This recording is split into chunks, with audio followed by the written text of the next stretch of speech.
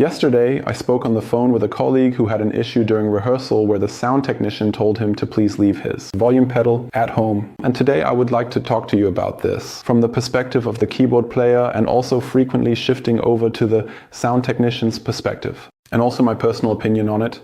I would be happy if you could share your experiences, write your comments below and feel free to subscribe. And if you like the video, I would of course always appreciate a like. So I don't exactly remember the context, but the sound technician was of the opinion that loud and soft. And we're not talking about level differences, but loud and soft in solo. His task is, what do you think about it? So basically, I also have a volume pedal, actually always one that I can now control flexibly via software setup, Pro Sound. And I mainly use it to fade sounds in and out. So not really to change a volume, but more like a switch or mute button, which you can do with the key switch groups or with Karma or with Paggiata or even with Mox using your toes. That's the main task I use it for. Then I also use it for the organ to tone it down a bit because I don't use the drawbars. Actually, I do a lot with the drawbars, but also for the organ and maybe sometimes for a solo where I always provide the mixer with the loudest signal so they don't have any issues later on. I would also see the connection here in such a way that the band, which is a tribute band, has a dedicated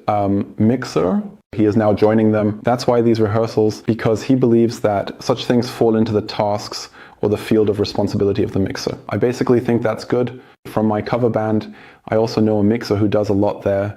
So he's not just standing around at the console doing something once beforehand, but he's working there the whole time. So really moving around. And basically, I also think it's good if the mixer turns up the solo because sure, I can adjust my sound settings, my volumes in the rehearsal room or at home, but depending on the PA, depending on how much bass there is, what kind of tops there are, it can sound differently loud. Now everyone will say yes, but is the level constantly adjusted?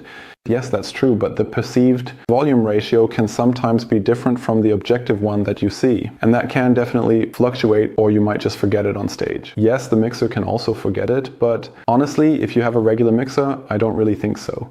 It's not so bad if he has it under control, just like the effects such as reverb and delay and such, which he tailors to the room and later also to the audience, because when the room is full of people, it sounds different than when it's empty. You could also say that the volume ratio and how loud the solo really needs to be, he hears it best from where he stands, hopefully. So why not leave it to him? On the other hand, as keyboardists, we naturally use the volume pedal, not just for volume, but it's an expression pedal. We might use it for effects or a wah-wah or something else. How is it with you? Do you use expression volume pedals? What do you use them for? What do your sound technicians say? If you're playing in a cover band, for example, and you don't have your own or any sound technician, then I think it definitely falls into the keyboardist's domain, because how is the mixer supposed to know exactly? Well, most songs are known, but then you play them a bit differently. You play the solo a bit longer or something else or shorter, then he always needs time to react. How is he supposed to know exactly when your sound will come in and how? He can't know that. That's why I see it as the keyboardist's responsibility at this point. I have a somewhat divided opinion on this, and I would be happy if you could also share your thoughts on this.